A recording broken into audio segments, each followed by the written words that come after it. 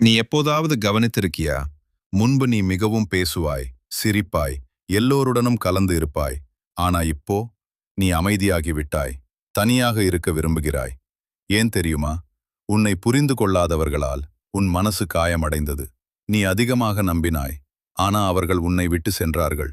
அந்த நாள் முதல் நீ மாற ஆரம்பித்தாய். இப்போ நீ பேச மாட்டே. ஏன்னா யாரும் கேட்க மாட்டார்கள் என்று தெரியும். நீ சிரிக்க மாட்டே. ஏன்னா அது போலியான சிரிப்பு ஆகிவிடும். ஆனா நினைவில் வை, இந்த அமைதி உன்னை பலமாக்கும். இந்த தனிமை உன்னை உயர்த்தும். ஒரு நாள் நீ வெற்றி பெற்ற பிறகு இதே உலகம் உன்னை தேடும். அந்த நாள் நீ சிரிப்பாய். ஆனா அந்த சிரிப்புக்கு பின்னால் இருக்கும் கதை உனக்கே தெரியும். சோ இப்போ அழாதே. நம்பிக்கையை விடாதே. உன் நேரம் வரும்.